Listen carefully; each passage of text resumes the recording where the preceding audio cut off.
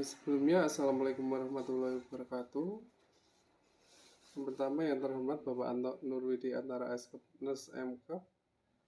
Di sini saya Wijeng Yuryanto Haksoro bersama Pak Ragil Surana akan mempresentasikan tentang asuhan keperawatan gerontik pada Tuan F dengan hipertensi di Wisma Sabto Pratolo BPSTW Dinas Sosial DIY Unit Abioso untuk memenuhi tugas tase keperawatan gerontik profesi nurse tahun 2024-2025. Yang pertama, pendahuluan definisi lanjut usia. Lanjut usia merupakan suatu proses bertambahnya usia atau seseorang yang mengalami penuaan ditandai dengan menurunnya fungsi organ tubuh, kemampuan memperbaiki diri, dan adaptasi terhadap lingkungan. Gangguan akibat penurunan fungsi tubuh antara lain pada organ otak, gangguan kardiovaskuler, pencernaan, pernafasan, serta kehilangan jaringan akibat tubuh yaitu otot-otot tubuh. Menurut Stanley 2011 dan Sari 2019. Untuk yang kedua yaitu definisi hipertensi. Hipertensi merupakan suatu keadaan yang menyebabkan tekanan darah tinggi secara terus-menerus di mana tekanan sistolik lebih dari 140 mm Hg, tekanan diastolik 90 mm Hg atau lebih.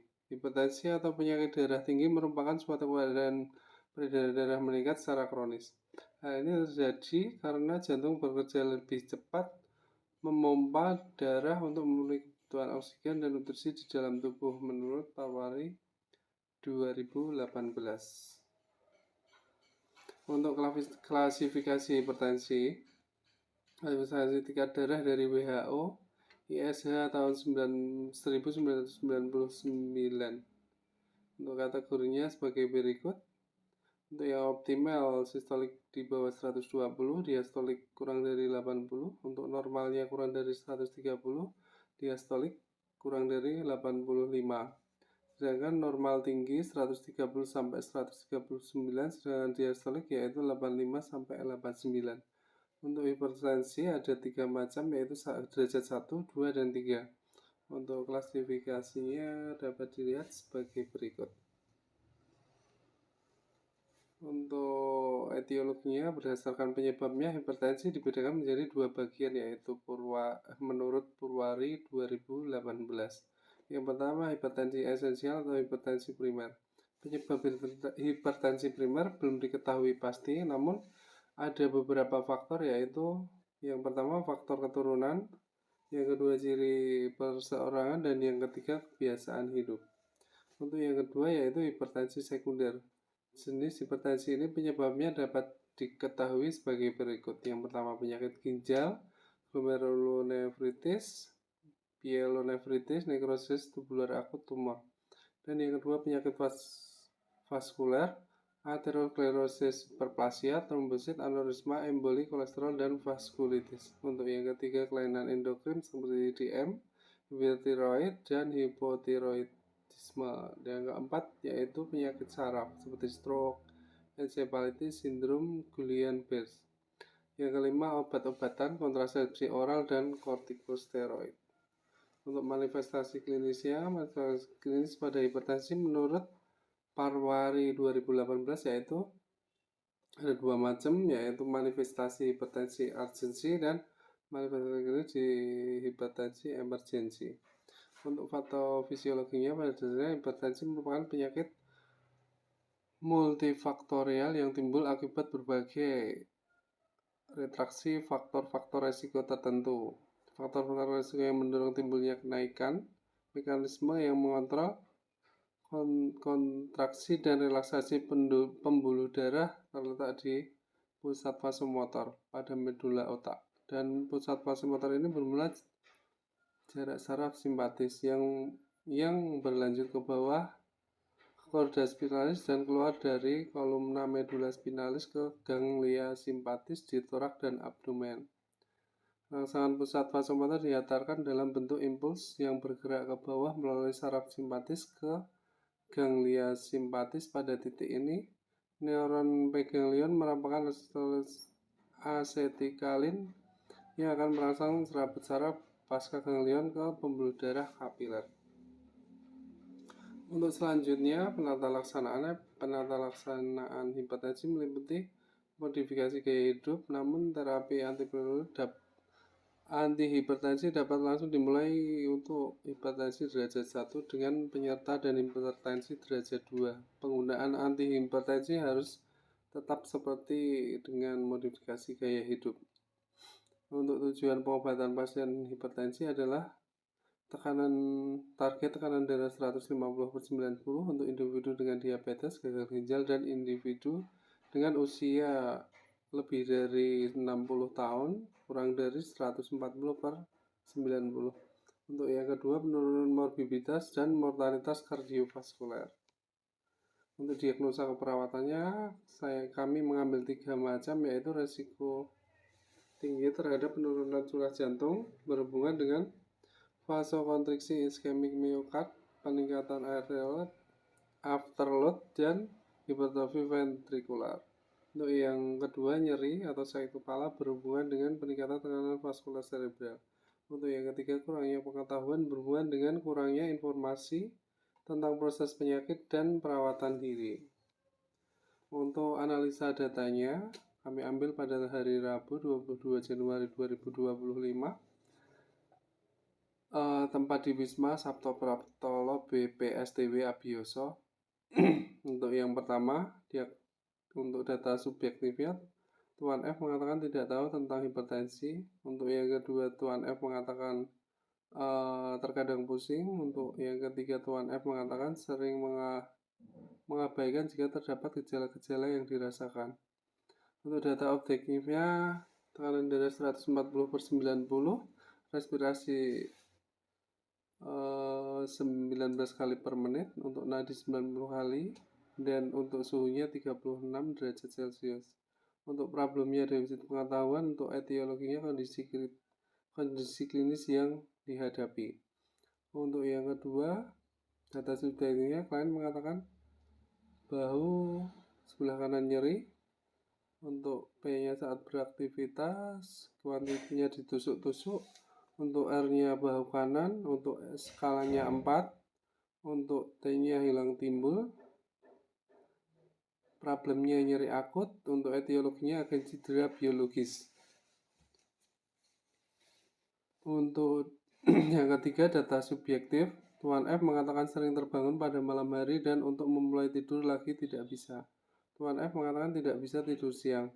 Untuk problemnya insomnia, untuk etiologinya perubahan hormonal. Untuk selanjutnya, diagnosa keperawatan definisi pengetahuan berhubungan dengan kondisi klinis yang dihadapi. Untuk yang kedua, nyeri akut berhubungan dengan agen cedera biologis. Untuk yang ketiga, insomnia berhubungan dengan perubahan hormonal. Untuk selanjutnya, rencana keperawatan. Defisit pengetahuan berhubungan dengan kondisi klinis yang dihadapi. Kamis, tanggal 23 Januari 2025, jam 1. Untuk tujuannya, setelah dilakukan intervensi selama 3 kali pertemuan, diharapkan Tuan B dengan masalah keperawatan defisit bisa teratasi dengan kriteria hasil.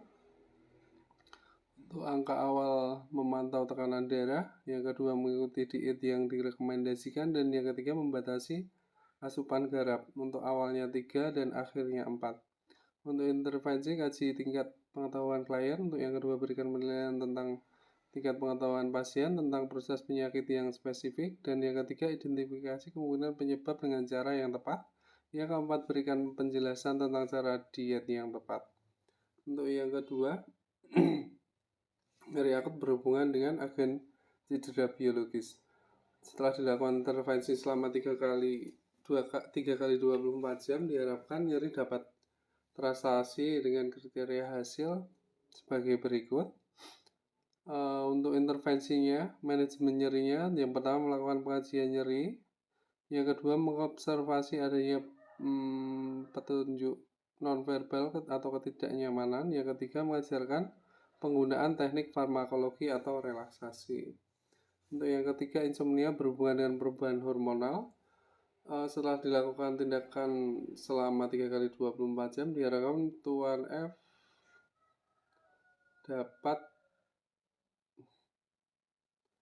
dapat teratasi dengan kriteria hasil sebagai berikut.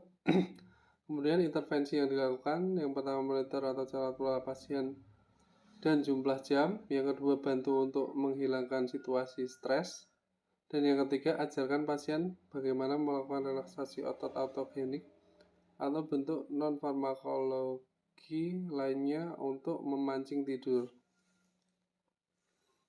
Untuk implementasinya, diagnosa defisit pengetahuan berhubungan dengan kondisi klinis yang dihadapi. Yang pertama, kaji tingkat pengetahuan klien. Yang kedua, berikan penilaian tentang tingkat pengetahuan pasien tentang proses penyakit yang spesifik. Yang ketiga, identifikasi kemungkinan penyebab dengan cara yang tepat. Yang keempat, berikan penjelasan tentang cara diet yang tepat.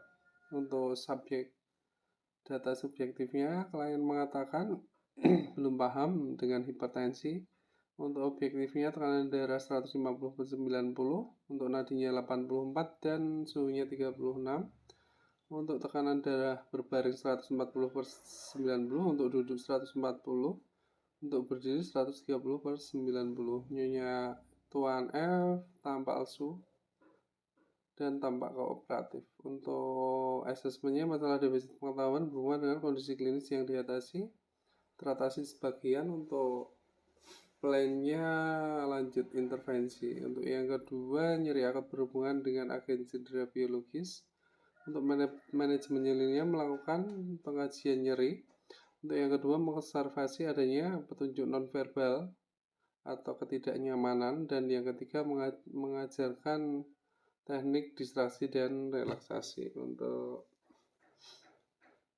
data subjektif yang kami dapat, Tuan F mengatakan senang melakukan teknik relaksasi nafas dalam. Tuan F mengatakan akan melatih teknik relaksasi yang diajarkan. Untuk pennya saat beraktivitas, kuantitinya ditusuk-tusuk. Untuk legio bahu kanan, untuk skalanya 4, time-nya hilang timbul. Tuan F tampak senang dengan melakukan latihan relaksasi nafas dalam. Tuan F mengatakan nyeri berkurang. Sekian laporan asuhan keperawatan yang dapat kami sampaikan. Untuk selanjutnya kita beralih ke analisa jurnal. Untuk analisa jurnal, di sini analisa jurnal penyembuhan hipertensi dan slow deep breathing untuk menurunkan hipertensi pada lansia. Stase keperawatan Gironti.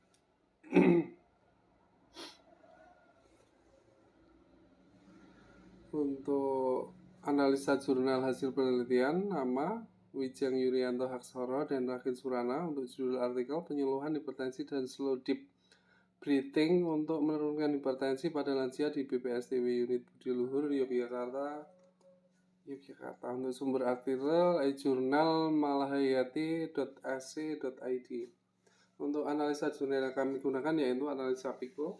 Untuk yang pertama, untuk populasi dalam penelitian ini ialah peserta PKM, ya ini 30 warga masyarakat dengan hipertensi di Desa Bojorahayu, Kecamatan Negeri Katong, Kabupaten Pesawaran. Untuk intervensi yang dilakukan pada jurnal ialah pemberian pendidikan kesehatan tentang manajemen hipertensi. Untuk controllingnya, penelitian ini tidak menggunakan kelompok pembanding karena menggunakan metode yang digunakan yakni dengan pendidikan kesehatan tentang manajemen hipertensi. Untuk outcome-nya, hasil dalam penelitian ini adalah terjadi peningkatan pengetahuan tentang tata laksana hipertensi di Desa Bojorahayu, Kecamatan Negeri Katon, Kabupaten Pesawaran.